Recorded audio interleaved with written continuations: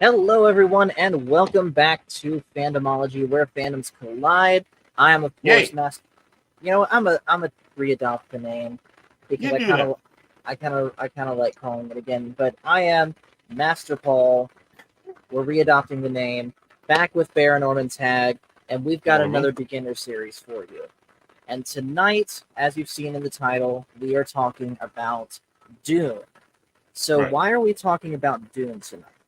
Because Dune, well, the first off, the whole point of beginner series is to introduce a certain franchise or a certain, really any sort of fandom to people that might not have heard about it before.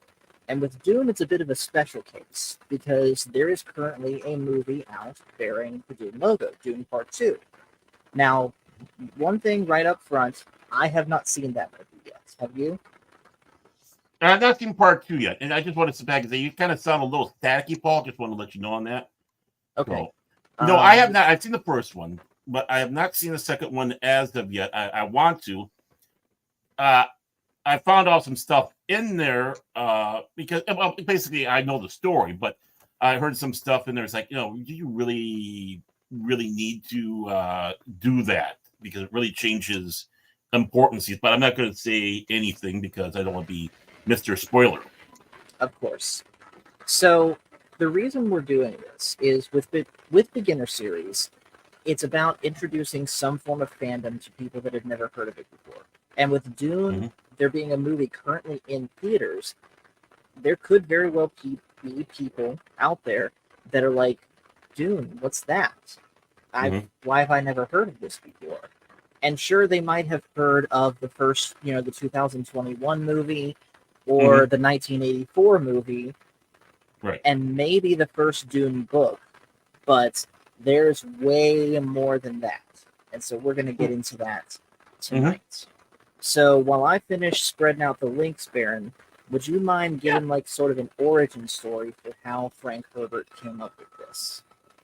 Well, of course, it came to him as he was if I remember the story right, he was watching sand blowing across on the beach there, and it kind of hit him because he was very ecology-minded person, and that basically was the inspiration. This planet is it's a desert. What's on there? What lives on it? How would this planet sustain itself? Who would be crazy enough to want to live there? And why would it be so important? Of course, as any good science fiction or any other writer, grabs many things uh,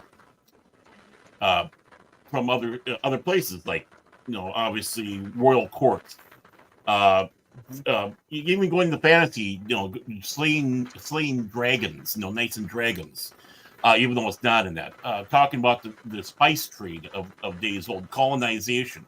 Uh, so messiahs, which is one of the big topics of the book, and a warning against having people out there, basically your messiah figures, and that they can cause issues sometimes. It's not necessarily the best. Be aware of a messiah; they might not be. And so these are the things that basically formed in his head, and he began to write the story. Right. So, having said all of that, Mm-hmm. let's now look at the world that he created. So, Mm-hmm. it kind of I noticed some similarities right off the bat Mm-hmm. between Dune and Warhammer 40K in Mm-hmm. that we are like millennia upon millennia into the future for humanity. So we are Mm-hmm. on multiple different planets here, Mm-hmm. and we have at least now.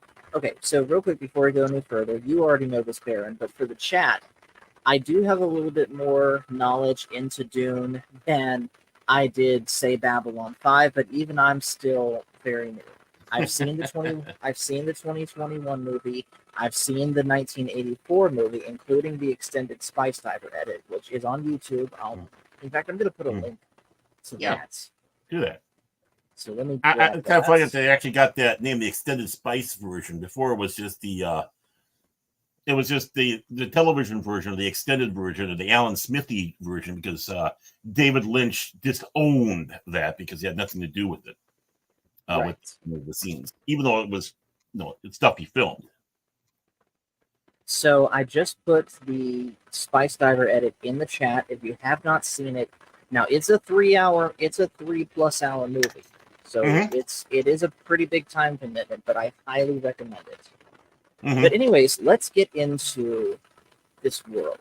So the most important planet, in fact, I kind of pulled a picture of it for our background, is the planet Arrakis, or DUNE. Yep. And it's a planet that, at least by the time of the first DUNE book, is just the most inhospitable desert that you can imagine. But it's important because it has this element that everyone in the universe wants, the spice melange, that is said to extend human life and consciousness. Correct. So how did Frank Herbert come up specifically with spice? Again, I would say that, talking about the spice trade, and of course, in the Middle Ages, you had your various forms of snake oil salesmen back then. People eating better, so they were, living better, that were in the upper crust, which, basically melange can only be used basically in this world is by the elites, not something that's consumed by the average person, because just the crazy price on it. So, I mean, right there, you have that aspect, and you have to make something important. Why is this important? Very, fabric of what the story is about. So it's like, well, why not have this, this thing that helps out, especially with the world I'm creating. It's got to be tied in somehow. Right. So Arrakis, of course, because it has this valuable resource in spice, everyone wants to have control of Arrakis. Right. So, at least by the time of the first book, there are two houses that at one point or another had control of Arrakis. That is House Harkonnen and House Atreides. So let's get into those guys for a bit. Let's start with House Atreides, because that is where the protagonist comes from, Paul Atreides. Right. So and it's good to call him the protagonist, because it's really hard to call him the hero, especially how the story goes and the warning of the messianic figure. But go on. Sorry, didn't mean to interrupt that. Right. I say protagonist because, of course, history is written by the victor, and it's from the point of view of Paul Atreides that we see this story. Actually, no, it's not from Paul Atreides' view, but his wife, Erlan, who he never consummated the wedding, who is the daughter of the Padishah Emperor. She is the one that's going to, and that's why when you have in the book, you have all these little things in the book. And here's my copy of the Dune, first edition, Chilton, with a nice, lovely map. But when you Didn't you say you got that for a steal at a bookstore or something? About $3 I got, yeah. Wow. But see, in the top of every chapter, there's like some piece out of the history, and it's written by Erlan, Princess Erlan, who is the daughter of Shaddam IV, and was the political marriage between her and Paul Atreides when he became emperor of the known universe. Spoiler alert, I'm sorry. It's fine. Well, I think everyone kind of knows that's the direction it's going to go. Right. So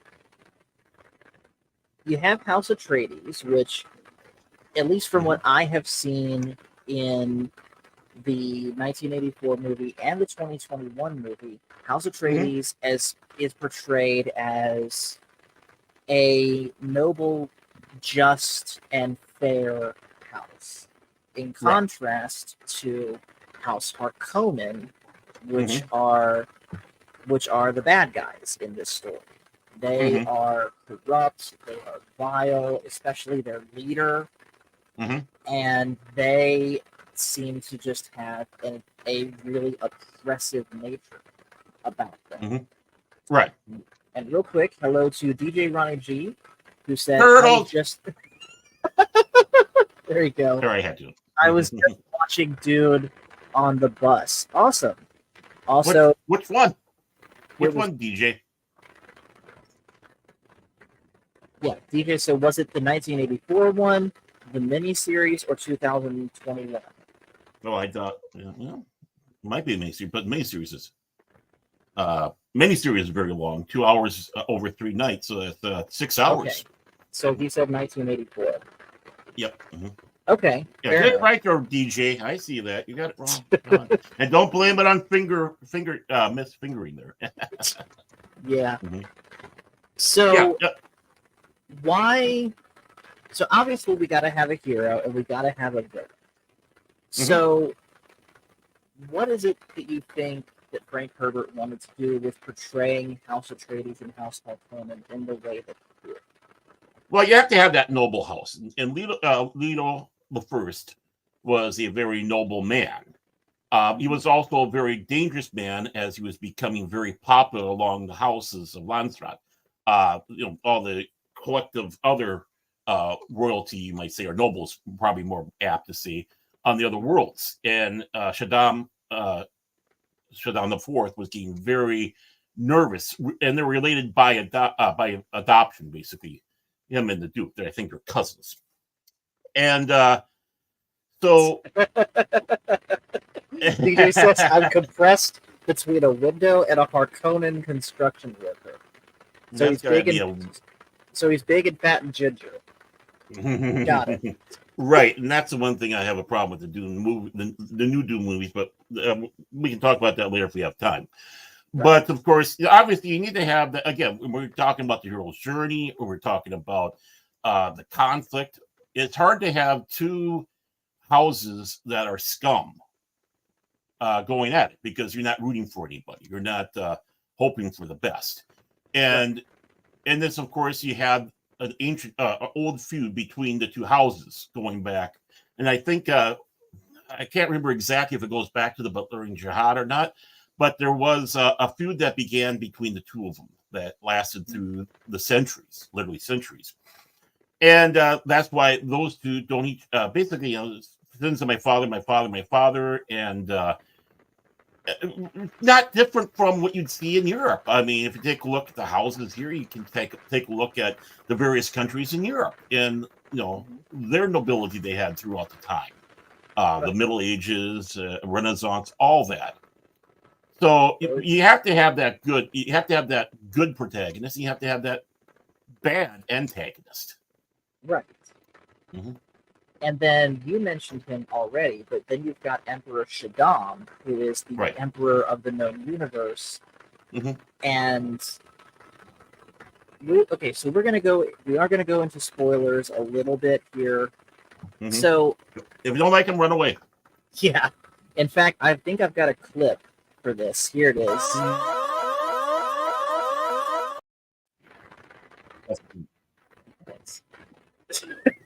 Hello to Old Man, who says, "Watch out, DJ Barron's Uncle Hudson eats turtles." He does, but he only likes the soft shell ones. So. Oh, okay. Mm-hmm. So, Emperor Shaddam, as you already said, felt by Duke Leto Atreides because of how popular he's becoming amongst his peers. Right. So, he decided to partner with Baron Harkonnen to out Leto. Right. So and that's where you sit back and go. And when the people sit back and say, "Who's the true villain of Dune?" Well, the true villain is the Emperor. He's playing these people like chess pieces. He doesn't care just as long as he gets his way. So he'll be using House Harkonnen to take out House Atreides, and particularly Leto in his line. So he wants Leto gone. He wants to have Paul gone. He wants any attempt for them to be able to take over in some fashion or another gone. Right. So, and in the Harkonnen are an appropriate tool to use because again, you have that antagonism between the two of them. Their fiefdom is Arrakis, even though their what did you say, their crown world is Gidi Prime, the Harkonnen set is. So he arranges that the Harkonnens leave and the Atreides take over. And of course, through that, with help of his own soldiers, try to eliminate this threat that both of them view.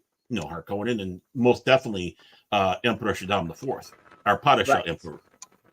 But there's another aspect to this too, and we see this played out, I think, really well in the '84 movie, is that the Emperor himself gets a visit from the Navigators Guild. Right. And they're doesn't happen in the worried. book. It doesn't? Doesn't happen in the book, no. It's a nice little thing that David Lynch okay. put in there. Now, if you were to take a look and use the '84 film as a roadmap, David Lynch took many liberties, you might say, to do the story.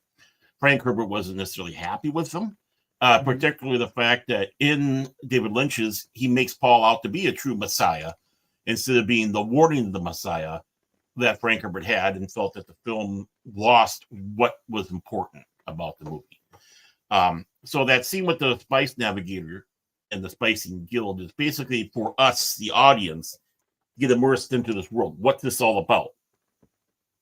Okay. So there was no scene of them coming to the Emperor saying, "Hey, we know you have this plot. Is this going to come back and bite us because we need our spice?" Yeah, you get more of the plot with the Spacing Guild in the later books, particularly Heretics. Dune Messiah, which is the next book in the series. But the Spacing Guild pretty much are kind of background, you might say. They're basically will get you from point A to point B. They're the bus drivers for this movie. They start getting more entwined as the saga of Dune happens. Okay. And then there's yet another faction in this that's heavily involved in all sides of this, and that's the Bene Gesserits, the witches. So where did Frank Herbert get the idea for them?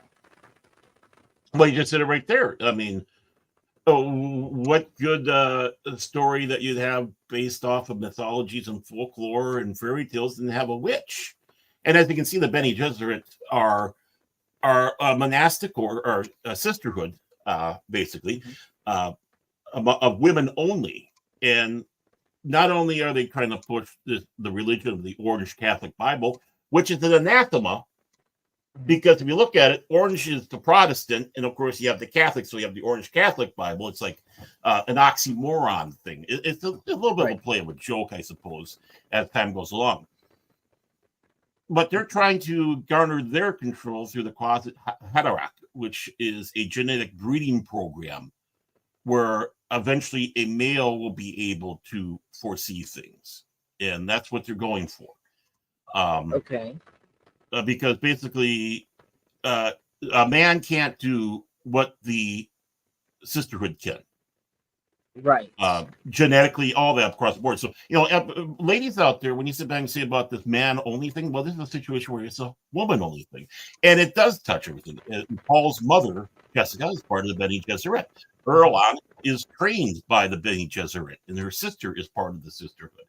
Of course, also, the Reverend Mahayam Gayam, Helen Mahayam, as the head of the Bene Gesserit. And she's like the Emperor's closest advisor, right? Well, I wouldn't say closest advisor, but she's the one that gets the wheels turning, you might say. Again, you kind of someone, if you want to have a female pope, this is your female pope. Okay. Because they're the caretakers of the religion. So, of course, what do they need? They need to have spice themselves to go along with their abilities and as well to try to push their genetic program, which has been in the works for thousands of years. Right. And they've been pushing across all these worlds the Messiah message that this Closet Haderach will be coming in the future. And now we're on the cusp of that. But that's one of the problems with Dune, because Jessica ruins it. She went against what she was told. She was, I know she was told to only bear daughters for Leto, but she decided to honor what Leto wanted and had Paul. Correct. Their plan was to have a daughter and then have that daughter infed get together, and that union would give them the Quasi Cataract. So they're one generation shy with Paul coming around. By doing so, also, it means they lost control of Paul. Okay. And that was one of the big fears they had. Right. And rightly so. And as you can see, did come to fruition. Now, speaking of Jessica for a second, here's something that I Right. just found out myself recently, Mhm. is that she apparently is Baron Harkonnen's daughter. Is that correct?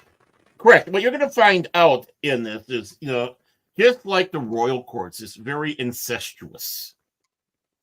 So, if you want to go to it, the Baron Harkonnen was approached by then Helen Mohayam to bear a child. And that union became Jessica. So Jessica doesn't, I don't think Jessica even knows that Helen Mohayam is her mother because of how they work. I didn't even know that. Wow. Right. So they are, that was where that came from. And there is already unions between, from the past with the Harkonnens. So Paul Atreides' grandfather is Baron Harkonnen. His father is Duke Leto Atreides. Okay. So in the sense there, his grandmother is Reverend Mother Mohayam. Interesting. Okay. So you're going to start seeing this strange family tree that goes along. It's explained. Some of that is even explained more in the expanded universe, you might want to call it, and that's going to be kind of an interesting thing because you have Dune purists. It's just the 6 books, and then you have the people that want to include the Herbert Anderson books, and that can be kind of confusing. Right. So let's real quick talk about the Baron himself. And this is something that I know that no actual film or TV show adaptation has gotten right. Everything, whether it's the 84 movie or the miniseries or the new movies, always shows that the Baron now is able to fly or hover. Right. That is not accurate to the book. He can walk. But because he is so incredibly overweight, he has to have those repulsorless, but his feet stay on the ground the whole time. He's not up here and all that. Right. He needs to have that because he becomes so corpulent in size. He can't really walk on his own power. He needs to have that assistance with the device to have him lift him up, hover him. So, but how is he going to move around? Well, he uses two chubby little legs and goes around. Right. Now, if you want to go into the EU again, I'll take a step into the EU, take it for what it's worth. Mohayam tried twice to get a child from Harkonnen. And the second time she came, Harkonnen basically violently took her, if you know what I mean. But because Bene Gesserits have the ability to control their bodies and be able to do things, she injected a disease into him. And the Baron was actually this muscular, handsome, vain man originally. And when that came in, that started to make him larger. The Baron, very hedonistic. The Baron is libertine. You might say libertine. But he is more attracted to men than women. Women, he's more attracted to men. And we see a very violent display of that early on in the 84 movie. But I wonder if Frank Herbert made him that way, just because you want to talk about like a pure symbol of greed, of corruption, of gluttony. Look no further than Baron Harkonnen, especially the 80, at least in appearance, the 84 version. Like, the makeup job to put all of those zits and pus on his face. Wow. Which he didn't have. In the 84 film was a lot more, what would we say, over the top. It was a lot more over the top than what the Baron really was. Don't get me wrong. I did enjoy the performance. He didn't have the pustules, but that was one way of David Lynch passing on that this man is diseased. Who knows what diseases he has, type of thing. If we know on Wink, we done nudge. But yeah, I mean, he is definitely the poster child for excess, for greed, avarice, hate, lust, gluttony, all that stuff. He's it's not because he's homosexual. He's a villain. He's just a villain. He happens to be. Yeah. He's a villain who happens to indulge in illegal illicit drugs. He's anything that can be pleasure for him, and going down to the big level of even leading to violence is all on the plate for him. He is the bad side for everything. And I'm sure he also was using spice to extend his life too. Right. Yeah. All of them have it, and they were also smuggling out a little cash of spice for themselves for their own private. Because remember, they were under control of the house, so it's like, let's do some creative auditing. But again, the house is how I have that. I mean, when you take a look, one of the other things you're saying about not portraying correctly is the emperor. The emperor is 72 years old, but with the spice melange, he has the appearance of a man in his 30s and red hair. Well, every production we've seen of Dune, whether it's the 84 film miniseries, this one obviously with Christopher Walken, they've been always portrayed as someone who's old. Right. Mm-hmm. So, or old looking, I should say. I'm willing to bet, and I'd be willing to bet Star Wars had something to do with this visually. I guess they figure that anyone with the title of Emperor just needs to be old by default. Well, you got to remember, this was done before Star Wars. This is 65 when he did this. And you already had that problem. You already had corrupt emperors. You already had corrupt kings. You look no further than taking a look at Nero in Rome. Old man says the definition of incest is rolling your own. Yeah, old joke. But I mean, you just have to take a look at Emperor Tiberius, Emperor Gaius, also known as Caligula, Emperor Nero, and you can see men that had those excesses throughout life and the corruption. Mm-hmm. So, I mean, it's one of those things, power corrupts, can corrupt you absolutely. And for these guys, in their little worlds, their fiefdoms have to have absolute power. So, absolute corruption. The emperor being that way, of course, you're going to have good emperors, bad emperors, but as Rome went along, they had more and more bad emperors as other kingdoms and such. I mean, look at Henry VIII. Yeah. No, he wasn't exactly a stellar King John. Again, another not a stellar representation of royalty. You even had, various bad popes in the Catholic Church. Yeah. Luther was the bag of state. Look at even our own country. Not to name names, but we've had our share of bad presidents. Right, yeah. I mean, I'll name one, President Buchanan. I mean, way back in the 1800s. If you're going to take a look. See, I'm playing it safe there by doing that. You're not going to have too much of an argument. Or heck, here's another one. Woodrow Wilson. Woodrow Wilson, yeah. A lot of people, he kept us all war. Remember that. Our, William Henry Harrison, he died in 30 days, so he didn't have much to do anything. But you will always find that there's going to be someone in a position of power that's bad. So what's the ultimate power? The ultimate power is an emperor or a king. In some ways, they start view themselves as a godhood almost. So with all of that, let's go back to the actual planet of Dune for a second. Yeah, all right. And how spice is made. Now, obviously, everyone knows about the giant worms. Everyone knows that is what Dune is famous for. And I know that the worms have something to do with the creation of spice, but I don't get the connection. The restoration. It comes from the worms.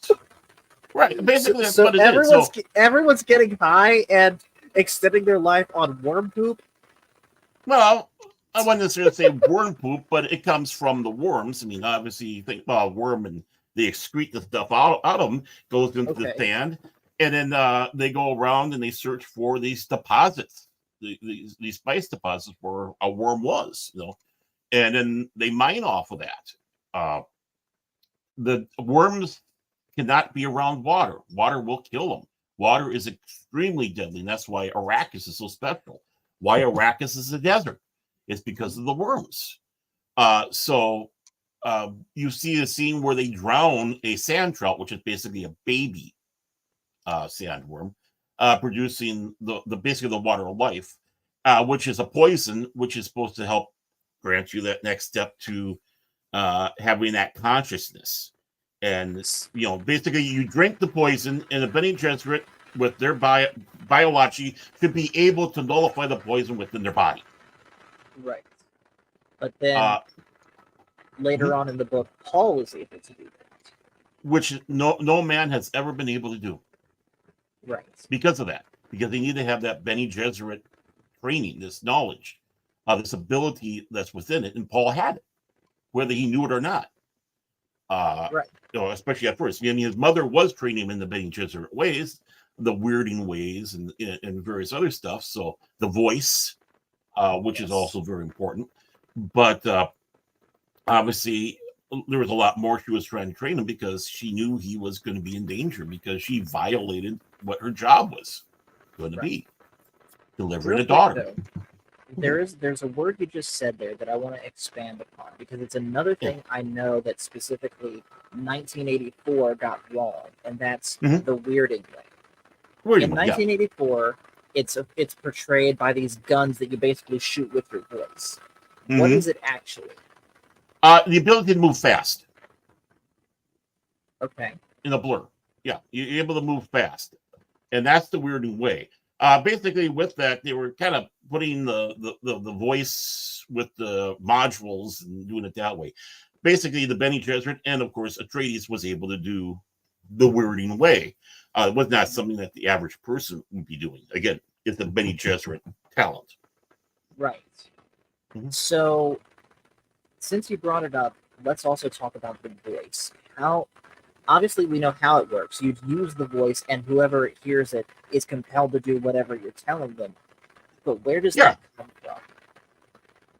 from? We talking. What do you mean in the story, or? Yeah. Well, okay. So kind of both. Where did Frank Herbert get that idea, and how do you do it in the story? I think he thought it was a great idea to have in there because if you're going to have witches, they're going to have power, and what better way than to try to cloud men's mind, all of the shadow. And the Dune world is just something they trained with because going back to the year of Dune, the year 10191 is not Anno Domini, it's after guilds. So that's when the guilds were started in 1 AG or after after guild. So they had about over 10,000 years of training and working. And it's not just their guild, it's the Spacing Guild, it's the Mentats, it's the Talaxu. Everyone starting off fresh. You're coming off the Butlerian Jihad, which was a war against the machine. If you want to go by Anno Domini, the year of our Lord, it'd be the year 267. 267.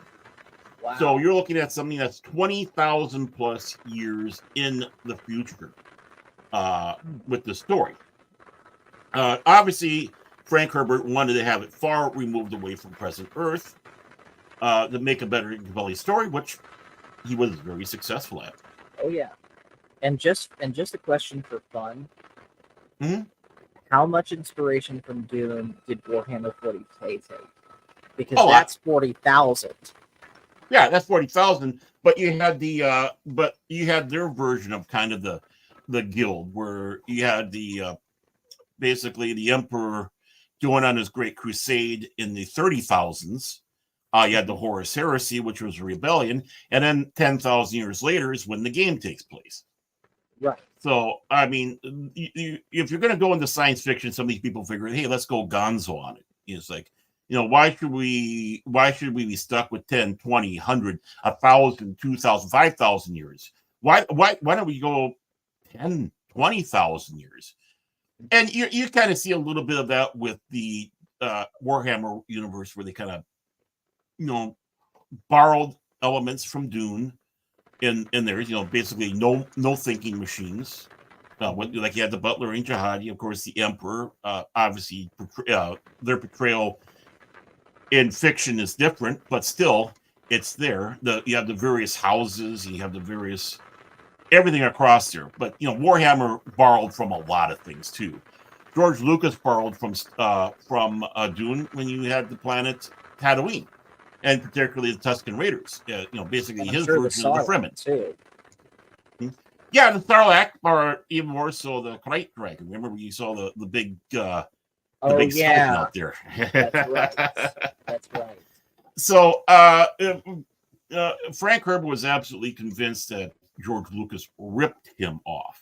I'd say it's more of inspiration than a rip-off, because if you take a look at it, both in the Star Wars saga and in Dune, that desert planet is a major nexus point. I mean, with the prequel trilogy, the sequel trilogy, in the 6 films, we saw Tatooine 5 times, bringing forth, again, a Messiah figure that failed. Technically twice. Technically twice. Yeah.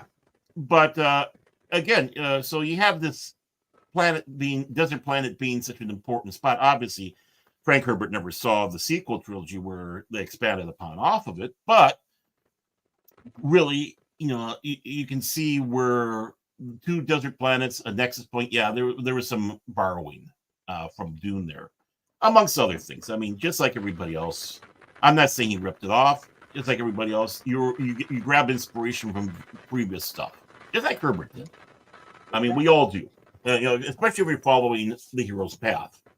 Yeah. So, going back within the universe now, let's talk about yet another faction that we have not yet talked about, that you kind of mentioned with the Sand People, the Fremen. So these are like the human natives of Arrakis. And their way of life is really interesting in that, number one, they have developed ways to survive the harsh heat, including those special suits that, have the nose thing. Right. The still suits. Yes. And yeah, I mean, basically, there are more Fremen on that planet than people even can imagine, because they live underground, where obviously it's cooler. You travel at night as best as possible to stay out of the heat. You have the still suits. Probably the best representation of the still suit was the miniseries from 2000, because the still suit is supposed to cover your head and everything, because a lot of your moisture escapes from the head. You're supposed to breathe in through your mouth and out through your nose, which is why you have the little nose plugs. Of course, 84 in the 2021 film, and of course the sequel here. You don't want to hide the actors' faces. They weren't afraid to do that in the miniseries with Alec Newman and the others. So they themselves were wanderers. They Zen Sunni, as they were known, which again is another conflict, because you have Zen and then you have Sunni, which is the Islamic religion, meshing together on that one. And you can see Islamic or Islam more. Islam influences with the Fremen and how they approach things.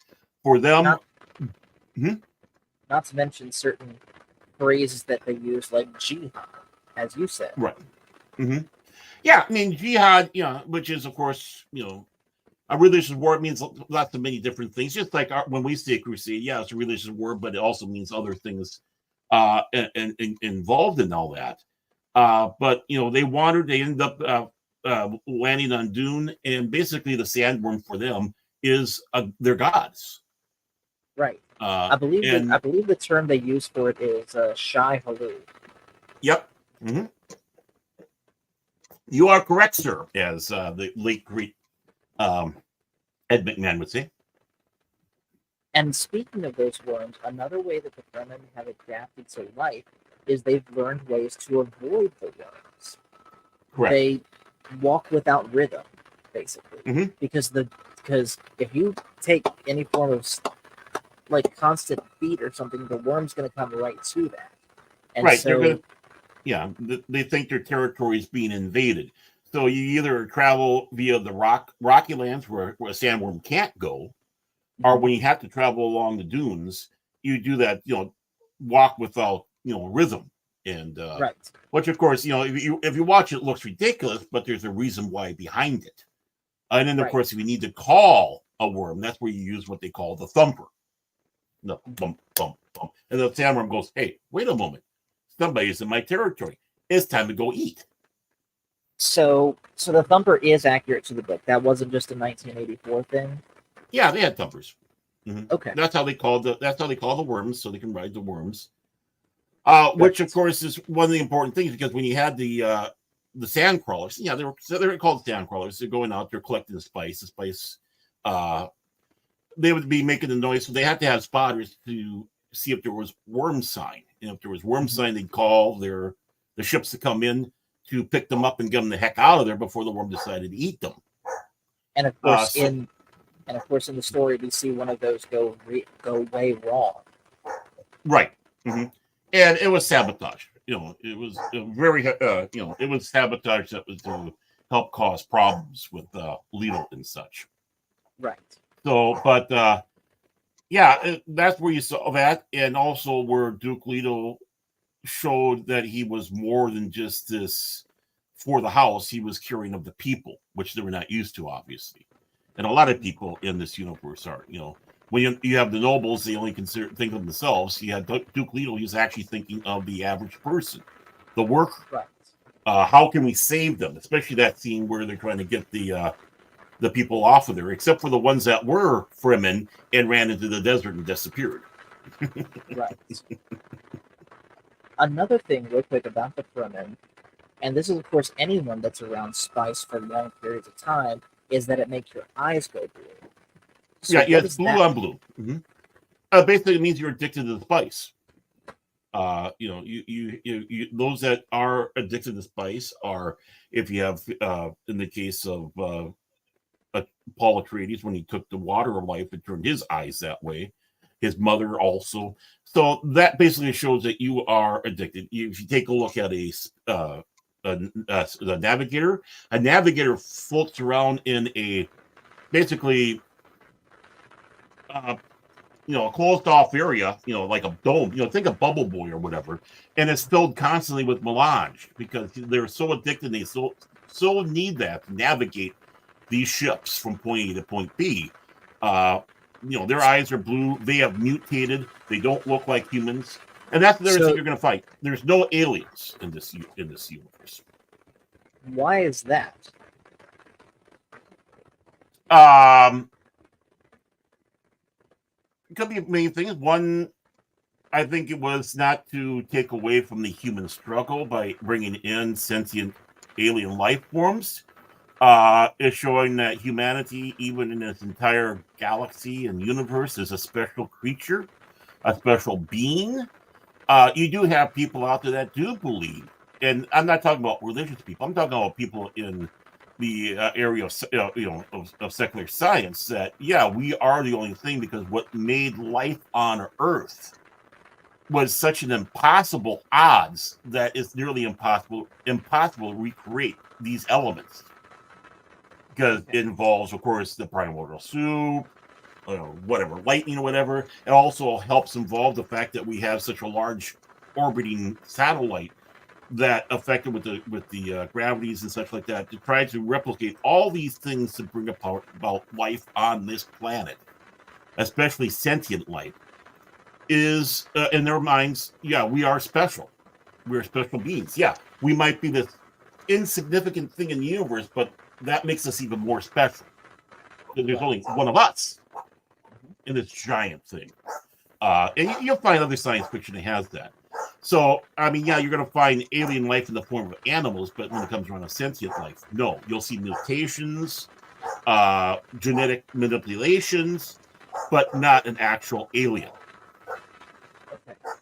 And then, of course, speaking of the navigators, the way that they look in the 1984 movie, is that about accurate? I know you No, said mutate, so that is not accurate. nah. No, I mean, if you see, I can't remember if we saw them in the Dune film or not. Just a second.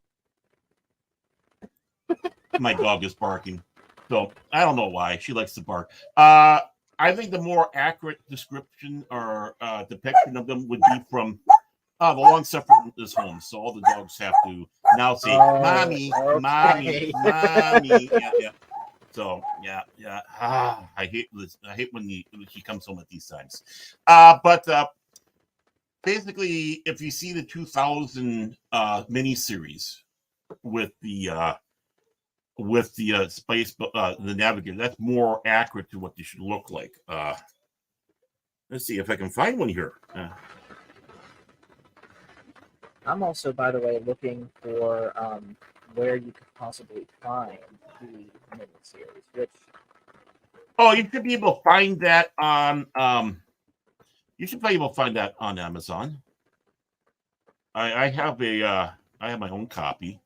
Actually, I got the extended version. I had at one time. I did have the regular one, but I got rid of that when I got the extended version. My then wife said, "Well, you know, you have to two copies." It's like, yeah, right. But here, let's see if this works, boys and girls. So I got that sent your direction. okay. Whoa. So, yeah, this is more what closer to what they look like. What is that? A Definitely. human crossed with a stingray? No, basically, it's the mutation that the navigator went through. It just a mutation, different branch of evolutionary trait. It just came from just that massive overdosing of melange. And once they become a navigator like that, well, they can never leave those. If they do, they die. That's the one thing. If you get addicted to melange, it's a deadly outcome you have if you try to quit taking it. And that's why, of course, the classic line, the spice must flow, exists. Right. And why, at least at the end of the first book, it was such a big deal that Paul and the Fremen were disrupting the spice production because they truly wanted to bring down the whole house of cards as far as the empire is concerned. Yeah. Basically, it's like, you know, this is our home. You take a look at it like the colonizers. You know, these colonizers are coming in and they're taking all our stuff. You know, like India. You know, the spice trade from India with the English. So it has that. We're coming in here. We're taking all the spice. We're sending it away. And then eventually, after a while, some people get upset. And what's the best way? We try to stop the spice flow. And you have pirates also, and they're in the book. So you even have the pirates trying to get the melange off of Arrakis. It's a lot more going on than what we've been seeing in any of the presentations were given in media. You know, whether it's a movie miniseries in the second movie series that came out. So, going back again to talking about different, I'm not even going to say countries anymore because these people could be account for anyone. But okay, you're really breaking up. I can barely hear you, Paul. My apologies. oh, that's fine. I did just notice my service was muted for a second. Am I coming through good now? You're still very garbled. I'm sorry to say. How about now? Well, give it a try. What was the question? Basically, my question was going to be, who are the Mentats? Okay, so you had the like I said, you had the war 10,000 years beforehand because the machines were enslaving mankind. That's where some people take a look that there's a division of what was the enslavement was, and that's an argument for another day, I suppose. So if you got rid of the thinking machine, what do you have to take over? Well, why not use one of the best computers ever made, and that's the human brain. So the Mentat school for them was to go forward and to be able to analyze things mentally, like a computer. And that's where they were really skilled at, to be able to be advisors or such to the noble houses or whoever else might need them. Right. You even had, like warrior that, and you even had what you called the twisted men test that the Talaxu came up with, and that was the one that you saw with Peter de Vries with the Baron Harkonnen. Mm-hmm. Which, speaking of him, just random, the speech that he does at the beginning, "It is by will and I set my mind in motion" thing, is that accurate? It's a book. No, that was, it's a brilliant thing. Don't get me wrong. I think it was a brilliant addition, but his reciting of that is not part of the Mentats. I can't really say too much at it, but you knew it was going to happen. There you go, Phil. I did this on purpose. On purpose, Phil, to see what you would say. Mm-hmm. I wanted to see whether or not there was any truth to the whole nice pillows thing. Mm-hmm. And they're gonna stay like that for the rest of the stream. Mm-hmm. But yeah, basically for them is to go out there and be like computers for the various houses and people that might need them going around. And of course, instead of going with the melange, they went with the sulfur juice. I probably obliterated the name of that, but the juice, which again in the movie, the first one, 1984, you had Peter de Vries doing that little mantra, and great mantra. It was in the book, but I'm not going to fault him for that one. That was one of the better additions, you might say, to the Dune lore that David Lynch did. But again, like I said, you had the regular Mentats, and you had from the Bennett Talaxu with the twisted Mentats. So, and don't trust those as far as control. Speaking specifically of Hyder, I learned something the other day with Bill, that the same guy that played Hyder in the 1984 movie would later go on to play Greeno Wormtongue in Peter Jackson, Lord of the Rings. Yep, same guy. Brad Dourif. Yep, Dwarf. Yep. And he was also in Voyager. He was in Babylon 5. He's been in a lot of stuff. So yeah, he's a good character actor. Very good character actor. Right. Real quick, Phil says, "Turn up my sound."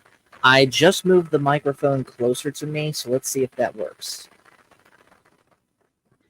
Is it really? is it really? No, that it's not loud, really loud. No, it's not really that loud. No, but I can definitely hear you a lot better.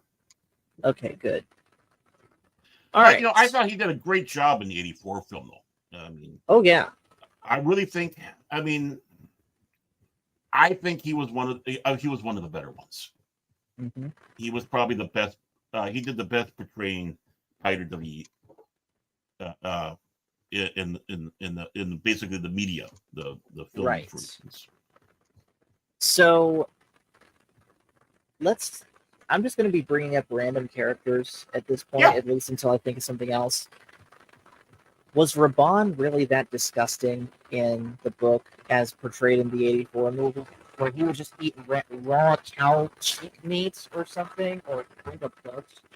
Well, I think a little bit of that was the trying to have David Lynch show the beast Raban. He wasn't. He was a beast because he was very merciless, you might say. He wasn't necessarily an idiot, but he wasn't the brightest bulb on the tree either. But I think that was a little bit of trying to show us, the audience, that this is a man that's not quite on the level of humanity in the sense of how he acts. So, but yeah, I mean, when you have the violence, the brutality, that's where he gets that beast name from, not because he acts like an animal. Right. I did want to say I preferred I'm sorry, what was that? You're broken up again, man. Weird. Yeah, I know. I don't even have the bad service sign on my end. What I had said was I definitely preferred Batista's portrayal in the 2021 movie over whoever the other guy was in the 1984 movie. Yeah. And yeah, I think he did a good job. I think the one that was in the 2000 film did a great. I mean, miniseries did a good job as well. If I remember right, the one who played the Beast Urban in the '84 film also played. He also played Bluto in the Popeye film in 1980 with Robin Williams. If I remember right, I could be wrong. I could be wrong. I could be corrected on that, but I think it was the same guy. Okay. But yeah, I that his character, yeah, it was. I don't think it was really right on in there. I mean, it was fun, entertaining, but no. Right. And then, of course, Sting as Fade Routha. One of his big screen appearances, yeah. Right. He did a good job with it. Yeah. But at the same time, why? Didn't he have enough fame as a musician with the police? That's kind of the funny thing. He's in a movie, a singer of a band in a movie that has another band, Toto, doing the soundtrack for. Which was an amazing soundtrack. It's a fantastic soundtrack. I love that soundtrack. I have it, and they did a great job. But you had Chris Christopherson, who was a singer, became an actor. Burl Ives, who was a folk singer but dabbled in acting as well. In the 80s, you had, of course, like we said, Sting. You had Mick Jagger play a bad guy. Gene Simmons did it too. Gene Simmons and Trant, yeah, Runaway, yeah. So in the 80s, it was something where David Bowie, the man who fell to earth, and of course Labyrinth. So yeah, I mean, I'm a singer, but what else can I do? Play nice, Virginia Bill. I'll take both those wrenches away. Wow. I just want to let everybody know I have nothing to do with what's going in the chat, nor do I condone or condemn. So I'm a neutral party. Fair enough. So yeah, basically, that is as much of Dune as we can talk about without spoiling the new movie, which we haven't seen yet, by the way. Well, the second one. Well, yeah, but you had the lead up and all the machinations that's taking place. Right. Within that. It's a lot. Like, I remember Michael first watched the 84 movie and then went back and watched the 2021. And he said that he liked the 84 one. And I agree with this because there was this sense of a plan within a plan that at least just the 2021 movie by itself didn't have. Yeah, I don't think it because I think that might have been one of the problems he had with the 84 film with a lot of people. One, they're trying to promote it as a new Star Wars, which it is not, because Star Wars is action. This is not action. Even in the book, when you had a lot of action that was taking place, like combat and battle, you basically heard about it aftermath of it. It was they talked about it, but you were not there on the battlefield with them, whether it's this book, Dune Messiah. It doesn't mean there weren't battles in it, but I mean, really, it's more about the machinations. Of course, the Dune film, the 84, had a lot of the inner dialogue because it was what's inside the people's heads. What are they thinking? How are they playing these chess pieces? And a lot of people don't like the inner monologue. I don't mind it. I the like inner monologue. Yeah, I don't mind it. I don't mind it if it's done properly. Right. I mean, if it's overused and it's being used as too much of a crutch, then yeah, you have something bad. But I don't think it was so bad for Dune because of the movie, which is, of course, why they say this is an unmakeable film. Of course, you did have the machinations with the 2000 series, but I think really the betrayal of Duke Leto was probably done the best in the 84 film. And I don't know if you want to step back and go, spoiler, because I'm sure that people have not seen the first film, any of the films. Okay, but, yeah, I'll play the alarm again. Dr. Yui was the one that did it. Dr. Yui. Well, and the thing is, what's important is he is a Suk doctor. He has the little thing on the forehead, the tattoo, which he's conditioned that he cannot do any harm. By having that, he can even work on the Emperor without the Emperor having fear, because the fact that him trying to do harm to anybody is an anathema. He can't do it. It's almost programmed into these soup doctors. Uh, of course, Dr. Yui is very close to the Atreides family.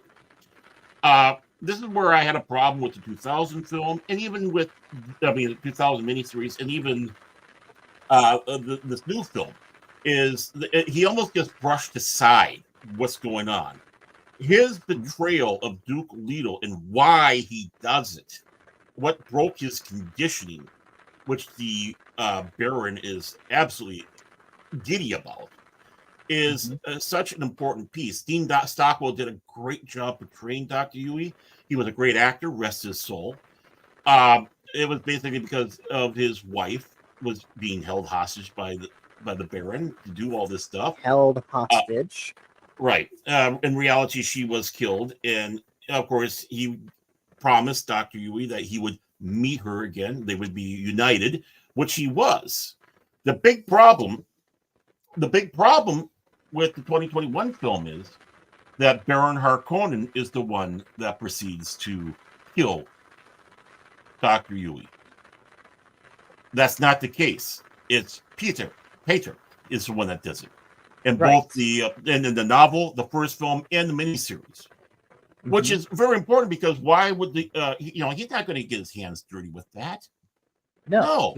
Especially when he's doing this.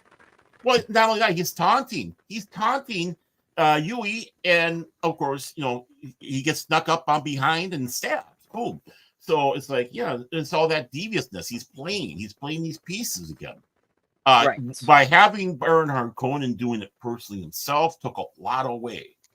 But also, again, you didn't see how important Dr. Yui was to the family, the gears in the machine that was going. Why? It's a tragic story, a very tragic story. You really, truly do feel bad for Dr. Yui. He's doing this under duress. He doesn't want to do this to the Duke. In fact, he gives the Duke the option to be able to kill Harkonnen. The tooth implant. The tooth. Exactly. No. And so he knows that no matter what, the Duke's dead. But at least he has an opportunity to stop this monster. Which he does try. He does try. Yeah, but Powder gets taken out instead. So, fast forwarding into Duke Messiah. Let's now get into some parts that I'm unfamiliar with. Yeah. I've seen a lot of people, especially on TikTok, saying that Anakin and you even mentioned it. He's a Messiah. I'm sorry, you've broken up really bad there. I only heard about Anakin, and I saw your hands moving with Goebbels. Okay. My apologies. Yeah. No, it's fine. Basically, what I was saying was how what you said about Paul being a Messiah who failed. Right. So where exactly does he fail? Well, where he fails is he's not the Messiah. Again, beware of the messianic figure, because what happens? It is 12 years after the events of Dune, and he ascends that Lion Throne. And what does he do? He basically takes the galaxy to the sword. He has this jihad going from world to world, trying to get things under control. Meanwhile, you have the remnants of House Corino. You have the Bene Gesserit, you have the Talaxu, and you have the Spacing Guild trying to figure out what they can do to get rid of this guy. Because he was not. Why he's a failed one is because he's, in the eyes of the Bene Gesserit, he's not their little tool that they were going to have. He was one generation too early, and they can't control him. So for that, he's a failure.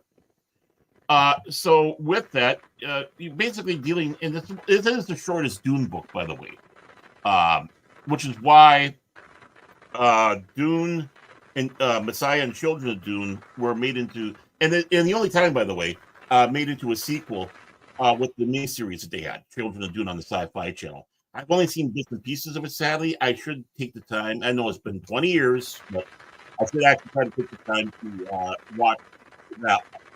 Now you're the one that's glitching a little bit. You got really muffled there on my end. Good. Okay. Yeah. Yeah, because there was still a lot of stack on your side, so. I mean, I don't see the the 2 bars or the 1 bar on my screen. So what's Mhm. going on here? I will say I'm glad that StreamYard. StreamYard's not crashing, Mhm. but Yeah. still. Yeah, I think Phil's right. There's a gremlin. There's a gremlin running around. I think so. Mhm. So But you do have that, and basically in Dune Messiah, this is Paul's tragedy story. mhm, This is a Paul tragedy story because uh, he's going along, he's doing this. You have these people trying to off him, and spoiler. He is blinded by basically a nuclear explosion, and of course, if you are basically a stone burner that basically destroyed the area that was around him that the conspirators set off. Well, in the Fremen ways, if you have a handicap like this, you're of no use. You're to be cast off. So what happens? At the end of the book, he walks into the desert, leaving behind his children. Which is one of which is the second Beetle the second. right, Uh, who later, who spoiler alert, becomes a human worm hybrid. correct, and the beginning of that happens in Children of Dune. Uh, and yeah, and so he becomes the god emperor of Dune on the planet Arrakis, several thousand years in the future, where Dune, Arrakis, is transformed into a green paradise, and the worms are gone. And basically, he's trying to destroy the dependency of the spice. He's trying to socially engineer humanity into their path, and brutal about it. Brutal about it. And I know also that even though the Baron dies in the first book, he makes Mhm. appearances in the other books through Alia, Right. Paul's And, sister. right, because one of the things that they're able to, with of course their training and the spice and such, is to be able to tap into their ancestors' genetic memory. Well, one of the ancestors of Alia, the knife, because she's sister of Paul, is her grandfather is Baron Harkonnen. And basically, being that she was basically the abomination, again, because when she was in the womb when Jessica took the water of life, did the transferring it over, and it affected her. And as a young child, she had, basically mentally far surpassed her age, and was a danger. And as went along and going in the past, well, who's there to try to corrupt her? The memories, the ghost of Baron Harkonnen, and basically bringing about her fall down as well. Right. And doesn't the sister of Leto II also suffer the same thing? Oh no, you have a little bit more of that with Duke Leto because again, you got to remember he is the God Emperor. Mm-hmm. Basically, she doesn't live that long, obviously, because uh, as long because she stays human, unlike her brother that turns into the sandworm. So, no, she goes hiding. She, Leto decides to marry her, making her the empress. Again, kind of showing you like the Egyptians did. If you had twins, which they were, they get married. One twin would marry another. Right. So if you had twins that was a boy and a girl in Egypt, they would be married. And of course, then you have that Wow. here with that between the two of them. So, Okay. yeah, you get the weird stuff going on with that. True. Yeah. Mm-hmm. So, and Leto used that because of the second, that is, to wrestle controls from the Bene Gesserit breeding program. Basically, again, because he's got Atreides, he's got Harkonnen, he's got Corino genes inside of him, so he knows all the machinations. He knows about his father. He knows about his grandfather. and he goes ahead and takes these plans into fruition. After Children of Dune, it goes to God Emperor Dune, which is, again, a couple thousand years in the future. His sister obviously is going to be dead by then. But yeah, the Dune saga itself, the 6 books, takes place over a few thousand years. Right. And then you've got the works of Brian Herbert. So let's talk about those for a second and why certain people don't like them. Yeah, you got Brian Herbert and Kevin J. Anderson. So Brian Herbert being his son, you figured that he is, like Christopher Tolkien, way in touch with what his father has. Now, I have read some of the works. I do have the prequel series summaries in my unpacking mess here. To be honest with you, I wasn't able to finish it. In fact, I read the first 2 books and probably halfway through House Corino. And I got bored, and it came to the kind of a point, there's nothing to these stories that's going to keep me, because I already know what's happening. If you're going to try to put these people in dangerous situations, well, it's not going to grab me. You should be writing this more of a history than trying to, to give us those jump scares with right. that. Especially with the other characters and adding in characters that never were. Now, one thing people had with like the Jihad, Anderson in Brian Herbert, went with the fact that machines actually did take over, all the like Cylons from Battlestar Galactica or Cybermen or the Necrons or whatever, but they basically took over and men were literally enslaved. Some people took that because it was, what would you say, not really expanded fully on. It was just there. And whether or not Frank was going to actually touch it, we don't know fully on that. But some people figured that the enslavement of humanity was the fact that we became so reliant on its technology, we weren't able to really think for ourselves. We were lost in our machines. It kind of sounds like today, doesn't it? It's like people knows in their phones. I don't have to think about it. I just go to Google. Okay, there we go. I don't have to remember this. I got Google I can go to. Well, what happens when that all goes? And that's why you have the human thinking machines. You have the navigators, which are able to do these complex navigation through stars. So that's one thing that I think you're going to have between the two segments. I think the fact that some people don't think it's that good a writing, and I find it so-so.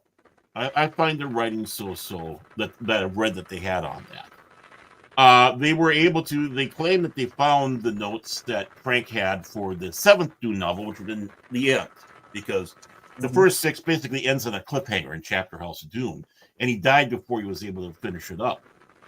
Right. They claim that they found it. Maybe they did. I'm not going to deny it. I'm not going to say no, they didn't, or I'm going to say yes, they did, because there's arguments on that. And they finished off with not 1 book but 2 books, so they got a little carried away with writing, and people were not satisfied with how they ended the Dune saga. So we've already played the spoiler alert clip twice now. Yeah. How did they end it, basically? You know what? I really don't know because I haven't read it. In that book, The Chapter House of Dune, you had 2 figures. I believe it was Daniel and Marty, and they were kind of mysterious in the back. You had this group of women coming, the honored maitres coming in, and there were a segment of the Bene Gesserit that basically ran off when the God Emperor Paul Leto II came into power. Now they're coming back, and they don't like the Bene Gesserits. They want to have their power, so you have a struggle between the 2 groups of witches. And one of the differences, of course, the Bene Gesserit would have the blue eyes. They had red eyes. And so that was what the battle. And there were these 2 figures that were kind of in the background, that were kind of, what is their involvement with it? And that was Daniel and it was Marty. and some people were figuring that these were like maybe they were face dancers or what. And I think again, I really maybe one of these days I will sit down, pick it up, and read it because I'm a little bit more of a purist. After reading some of the early books that Brian Herbert and Anderson did, I think they turned out to be machines. Okay. Throughout. So again, the rule of machine type of thing. So if there's people in the chat that might know, go ahead. But yeah, I mean, there's so many books that they wrote back and forth. They even have books in between books of the original running of Dune. Sometimes it's hard to keep up with, but Right. yeah, that was, I know, one thing that some people really didn't like how they went. It's like, how are you going to end this huge saga? I mean, you basically already went down the acid trip with God Emperor Dune. It's a mind, that book is really. If they ever decide they're going to do that, I'd like to know how. Honestly, I really would like to know how. I am I mean, sure. I don't even know if they had that planned to try to do that as a mini series, much less. I mean, they did books leading up to God Emperor, which would have been a perfect ending to the Dune saga. But then, they kept on coming to Frank. Hey, Frank, can you turn out some more books? It's like, okay. And that's where you got, of course, Heretics, and then you got Chapter House, which was the last of the 6 books. Right. Mhm. So, I guess we've covered a lot, and we obviously went all over the place, but that's kind of the nature of Dune, isn't it? Yeah. So, Yeah. There's just when you're talking about lore, I mean, you got Star Wars lore, which is especially if we talk about EU, is huge. Then you have like Warhammer, huge. This huge lore, and it's dense, and you have to pay attention when you read these things. It's not a casual read, which I know some people would have a hard time reading it. right. Why it's kind of in the category of like Lord of the Rings. Again, Lord of the Rings, you have to really read the books. You can't just casual read, you might say. I mean, I've read Dune at least 2, maybe 3 times, and it's like, well, maybe I should open the book up again and read it again, and then try to hit like the other ones afterwards. But Right. So, Dune itself it's a crown jewel. let's close out by talking about this. Hmm. If someone wanted to get started with Dune, where do you think is best to start? Well, how so? I honestly think, just like people did in '84, if you tried to watch the '84 film and try to figure out what Dune is about, it might be very difficult. I know what, for me as a kid, it was. It's like, what the hell is this all about? Mm-hmm. If if someone's of a reading acclimate, I would say read the book. If you really, really, really want to watch a media film version, the 2000 miniseries I think was probably, again, I haven't seen the second part of the Dune films. I've heard some stuff and wasn't pleased, and some of the stuff leading up with the first one I did see, like the killing of Dr. Yui, I was not pleased with. Mm-hmm. I think even though Dr. Yui gets the least treatment in the 2000 series, and they put Erlon in areas that she shouldn't be, but then again, I'm sure they're doing it in the second part of the Dune film. They're pretty good with the first Dune film, where they kept her until the kind of the end, because she's the narrator. Putting her places where she shouldn't be when it should be another character. I think it's the best place to go. I think, yeah, I mean, yeah, a cheaper production value, because obviously it's a television miniseries, but it's Right. still impactful. They did a really, really, really good job on that one. I have problems with the casting, immense problem with the castings, mind you. I mean, there's some people in that I thought were great. The actor that got to play Gurney Halleck, I thought was good. I think the person that they hired on to do Baron Harkonnen, as they call him in that one, was great on there. But Alec Newman, a great actor. Alec Newman's a great actor. And William Hurt, again, a great actor. They're not right for the roles because House Atreides is basically a kind of a Greek lineage. I think the casting of the first film was probably the best in that, followed by, of course, Isaacs in the second one for Duke Leto. Right. You know, you have to take a look at where the families technically came from. We don't even know if Earth exists, but still, you know, you can see where that lineage came from. Just like the Harkonnens are like that Slavic, red-haired, you know, a little bit more barbaric group of people. And House Corino is like your Italians, royal court Italians and Renaissance Italians. So yeah, the casting, and every casting they had for the Emperor has always been wrong, but Jose Ferrer, excellent actor. So we had to hand that to the 84 film. But yeah, I think the 2000 miniseries, 6 hours, broken up in 3 parts, which the book is. You know, the book is broken in 3 parts, so they kind of follow that path. Right. And you see a lot more than what the 84 film does. That's the way to go if you don't want to read it. If you can find it out there, I'm sure it's got to be out there on Amazon. I'm sure.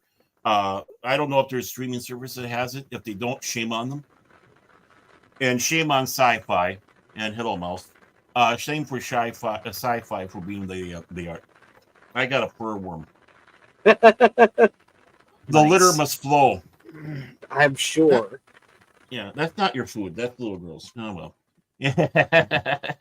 What you know, you can't have me on a show without an appearance from Mouse. So. Absolutely. Well, guys, we're going to go ahead and shut down the stream for the night. I think this was a great conversation. And again, for those that have not heard about Dune or did not know the full extent of it, we didn't even barely scratch the surface. Heck, there's more, way more than what we talked about. Plot points, we mostly stayed on the first book. Mm-hmm. There's way more to it than that. And we're going to go ahead and end it. So thank you guys so much for watching. Make sure to hit like and subscribe if you haven't already. And we will see you back next week. I don't know what the next beginner series is going to be. But until then, just remember, the Force is family. And also, fear is the mind killer. Remember that one also. Fear is the mind killer, yes.